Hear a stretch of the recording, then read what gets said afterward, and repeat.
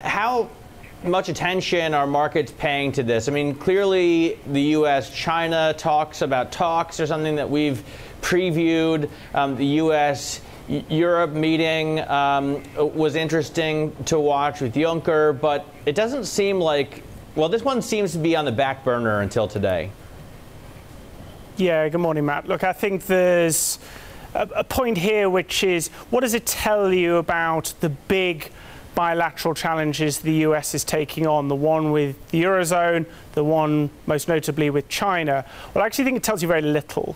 In any trade negotiation, it is based on the size of the respective economies. Now, in the case of those latter two, the Eurozone, China, they can stand toe-to-toe with the US on a GDP level, broadly on a population level, politically in fairly strong positions to not have to concede ground. Mexico, unfortunately, is not of that scale, and therefore it makes more sense that they would concede ground. And therefore it doesn't necessarily give a direct read across in whether the president will keep winning in these trade negotiations. There are much harder foes out there than Mexico, with the greatest respect to that country.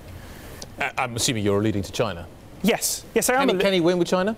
I think it's very difficult for China to be seen to step back from this and concede ground, as much as it is for Donald Trump, because they have both put themselves forward, rightly so, given their scale on the global economy, as players that like to self-determine their economic destiny. Being told what to do by their main principal economic rival is not going to play well optically, is not going to work, quite frankly, to the egos of Premier Xi or President Trump. So I think it's a much harder battle to win. It's not a one I think the US can win in a material sense.